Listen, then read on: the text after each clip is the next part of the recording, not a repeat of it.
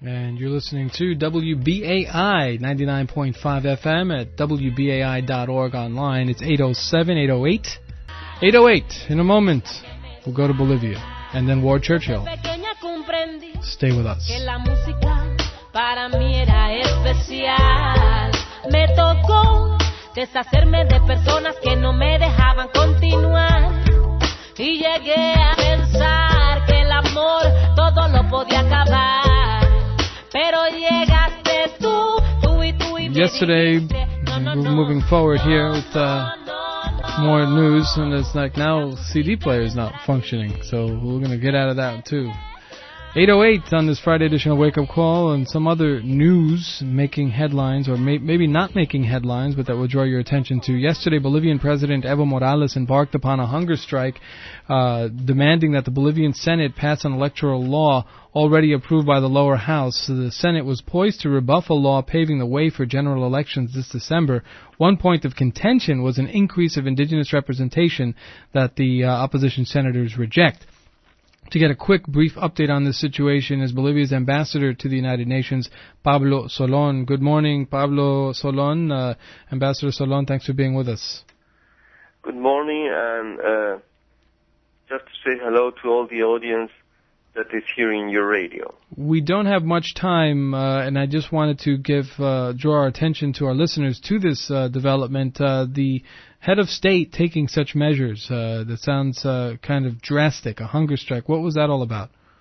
Well, it is because we have approved in January our new constitution, and the constitution established that there should be elections the next 6th of December.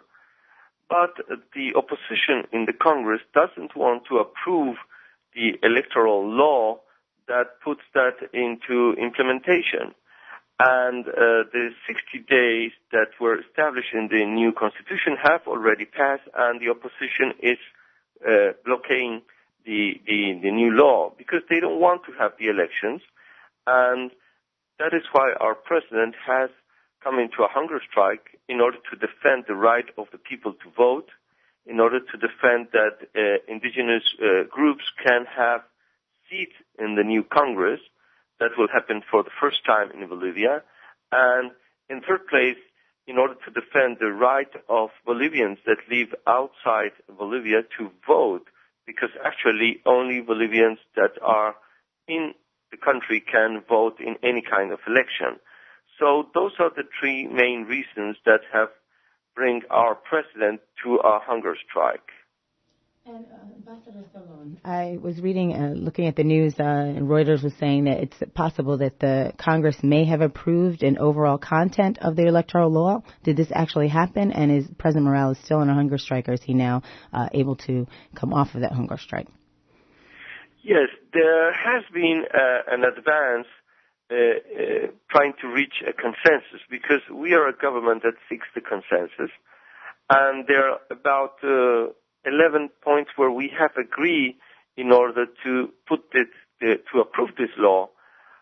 It has been approved in its first stage, but in its second and third stage, that has to be with an approval by detail.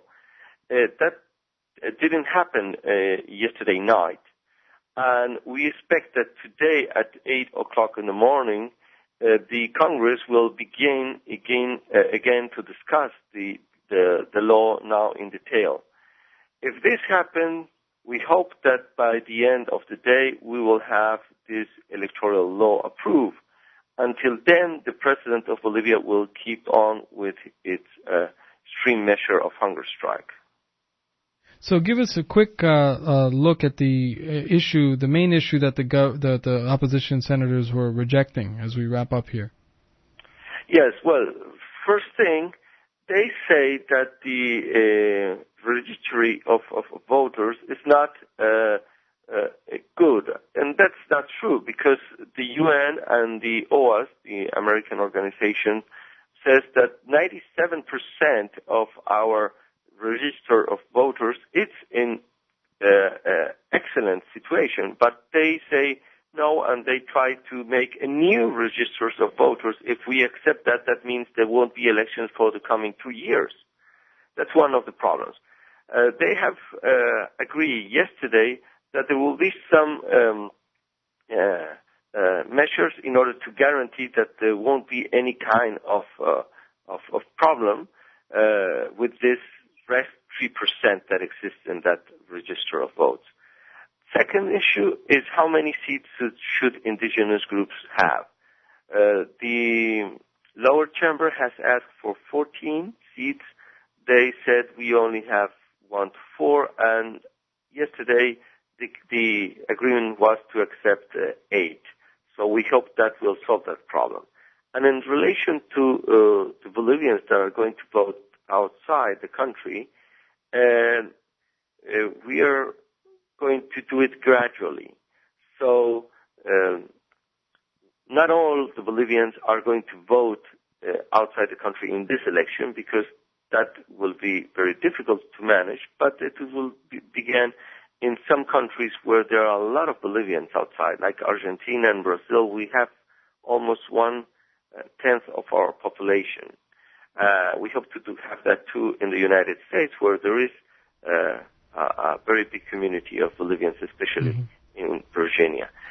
Well, Ambassador Solon, we've run out of time, but I do want to thank you and hopefully bring you back again, because I know that on April 22nd, President Morales will be here in New York City to do a number of things, including to promote International Mother Earth Day at the United Nations, and he's going to be giving a big lecture at the Salem United Methodist Church in Harlem. So we want to draw the listeners' attention to that visit, and hopefully we'll have you back again to share with us some of those thoughts. But again, thank you so much for being with us. Bolivia's ambassador to the United Nations, Pablo Solon, joining us here on WBAI. For those of you who would like more information and to register for the free event, you can go to the Bolivian Mission website at www.boliviaun.org. That's boliviaun.org for more details about President Morales' speech at the UN coming up on April 22nd. So it's only about less than 2 weeks away in New York City. So Kara will be there, right? Yes, definitely. We'll be there and covering the event. We'll be there for live broadcast coverage for Pacifica Radio. So